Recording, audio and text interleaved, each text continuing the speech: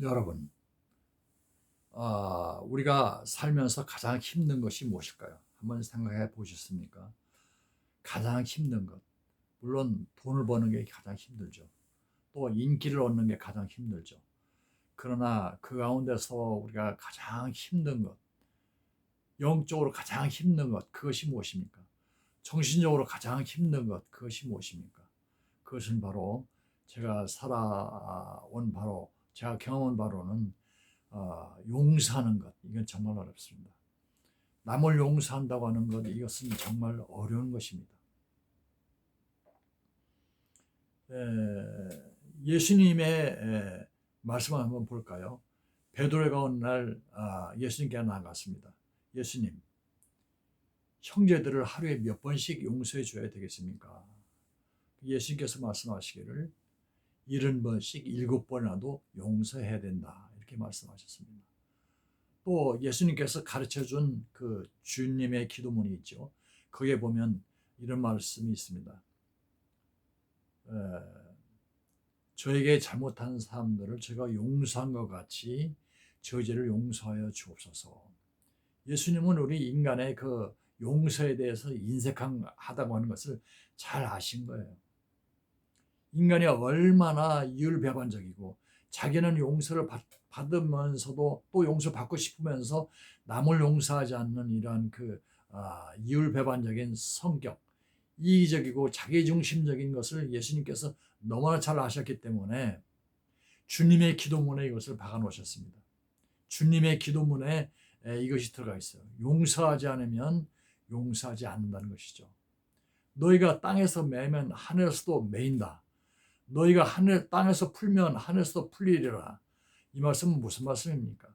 우리가 남을 용서하지 않으면 하늘에서도 우리를 용서하지 않고, 우리가 용서하면 하나님께서도 우리의 모든 죄를 용서하신다는 것입니다.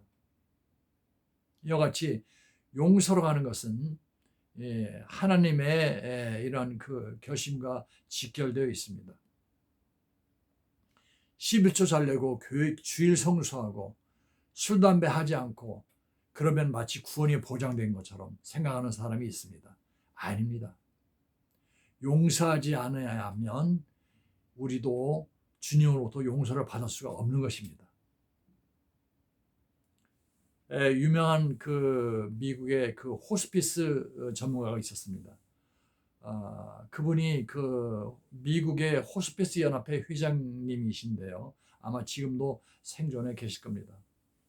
근데 그분 아이라 바이오크라는 그런 그분이 호스피스 전문가가 30여 년 동안 호스피스 봉사를 하면서 그가 1000여 명을 인터뷰했습니다. 그 1000여 명의 그 마지막 임종 환자들이 그 남긴 말을 그가 정리해서 내놓았습니다. 그것은 무엇이냐면 딱 4마디입니다. 용서하라, 용서한다. 또 그동안 나를 선대해줘서 고맙다. 감사하다는 것이죠. 또 너를 사랑한다. 마지막으로 4번째는 goodbye, 잘 있어라, 그런 말이었습니다. 이 4가지 말 중에 용서란 말이 제일 처음에 나옵니다. 인간이 마지막 하는 말이 가장 진솔하고 뭡니까? 진솔하면서도 가장 그 절실하고 가장 순수한 얘기일 수가 있습니다. 남을 용서하고 또 용서를 받기를 원한다는 것이죠. 사실 세상을 살다 보면은 우리가 억울한 일을 많이 당합니다. 누명을 쓰기도 하고요. 협박을 받기도 하고요. 또한 그 직장인들은 직장에서 상사들로부터 수많은 인격적인 모독을 당합니다. 정말 때로는 용서하기가 매우 어려운 경우가 있습니다. 1948년에 손영원 목사님이라고 계셨습니다. 그분이 계실 때에 여수 순천에 있는 그 많은 도시들 중에 낮에는 군경이 지배하고 밤에는 좌익들이 지배하는 그런 세상이었습니다. 그런데 이 손영원 목사님의 아들이 둘이 있었는데 이 두 아들이 그 좌익들에 의해서 죽임을 당했습니다. 그런데 나중에 이제 이 살인자가 처벌받게 되자 손영은 목사님은 그를 위해서 구명운동을 적극적으로 전개했습니다. 그리고 그 사람을 자기의 아들로 양자로 삼아서 사랑을 베풀었던 것입니다. 자기 아들에게 베풀어야 할 사랑을 자기 그 아들을 죽인 원수를 자기 집에 양자로 삼아서 보살피고 그를 교육하고 양육했던 것입니다. 우리가 이 용서라고 하는 것은 잘 되지 않습니다. 왜냐하면 인간적으로 인내하고 용서하고 이해하고 이런 차원의 것이 아닙니다. 용서는 매우 인간의 이기심과 뿌리가 깊습니다. 그래서 그냥 우리가 뭘 잊어버린다. forgive가 용서죠. 또 forget는 잊어버리다 이런 말입니다. 그래서 용서한다고 하는 것은 잃어버린 것인데 이 잃어버린 것이 우리가 그 우리의 의지대로 되지 않습니다. 그런 상황이 또 그 상대방을 이렇게 접하거나 그런 상황이 재현되면은 또다시 과거의 그런 그 울분과 분노와 그런 그 원한과 이런 것들이 복합적으로 다시 발생하게 됩니다. 성경에 이런 비유가 나옵니다. 어떤 사람이 1만 달란트의 빚을 졌습니다. 그래서 그 화가 난 주인이 그 아내와 그와 속한 모든 것들을 다 팔아서 갚아라 이렇게 명령해 하니까 그 사람이 손이 발휘되도록 빌었습니다. 그 결과 그는 1만 달러의 그 1만 달란트를 빚을 지고도 용서를 받았는데 그가 감옥에서 풀려나가서 어떻게 했습니까? 100데나리온을 빚진 사람을 다시 감옥에 가두었습니다. 100데나리온은 노동자가 100일 동안 일해서 받는 품삯에 합계라고 볼 수가 있습니다. 그런데 1만 달란트는 얼마냐? 그가 탕감받은 1만 달란트는 노동자가 16만 년을 일해야 받는 그런 그 노동의 가치인 것입니다. 16만 년과 100일의 그 노동력, 그 가치, 그것은 정말 어마어마한 차이가 나는 것이죠. 이 비유는 뭐냐면 그만큼 인간들은 용서에 상당히 인색하다는 것입니다.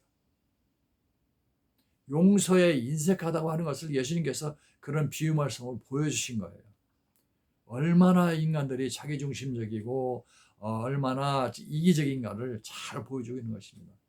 그러므로 우리는 이 용서라고 하는 것이 우리 인간적인 차원에서 인내하고 이해하고 잊어버린다고 해서 이것이 해결될 문제냐? 그렇지 않습니다. 이 용서라는 말은 매우 영적인 차원의 문제인 것입니다. 그래서 주님께서 우리를 생명을 말하면 사망해야 할 것을 영원히 지옥의 형벌을 받아야 할 것을 예수님이 우리를 구원해 주셨으니까 생명을 주셨으니까 우리가 남의 모든 그 허물은 아무것도 문제가 되지 않는 것입니다. 그것과는 좋게 비교할 수 없는 것입니다.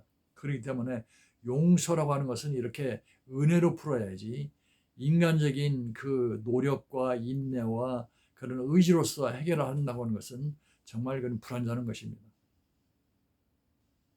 여러분, 용서라고 하는 것은 많은 의사들이 그렇게 얘기합니다. 용서를 하지 못함으로 인해서 우리의 신체가 건강하지 못하다. 이런 말을 많이 듣죠. 예를 들어서 용서하지 못하고 마음속에 분노와 원한과 그런 그 복수에 불탈 때 우리 마음속에 어떻습니까? 우리 마음이 벌렁거리고 가슴이 두근거리고 또 잠을 못 잔다든가 또 소화불량이 있다든가 이런 모든 그 좋지 못한 기운들이 우리 몸 안에 자리 잡게 되는 것입니다. 사랑이라고 우리가 많은 이야기를 합니다. 그런데 용서하지 못하는 곳, 증오가 있는 곳에는 사랑이 있을 수가 없습니다.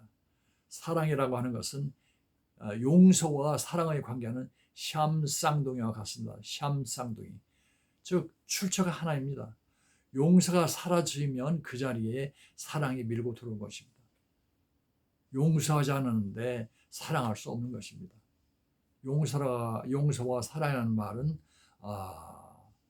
동의어까지는 아니지만 그래도 그 출처가 같다. 우리는 그렇게 볼 수가 있는 것입니다. 용서해야 그 자리에 사랑이 싹틀 수 있다 하는 것입니다. 용서하면 마음이 평안해지고 정말 그 마음이 홀가분해지는 것을 느낄 수가 있습니다. 예수님께서 우리에게 생명을 주셨는데 다른 사람의 죄를 용서하지 못한다면 우리가 그 생명을 얻은 것에 대한 보답이 아닐 것입니다. 이와 같이 용서라고 하는 것은 영적인 문제로 우리가 접근해야 완전한 용서가 될 수가 있습니다. 이것을 인간의 방법으로, 육신적인 방법으로 그냥 그 인내하고 의지로 용서한다고 하는 것은 언제라도 재발할 수 있는 그런 위험이 있는 것입니다. 감사합니다.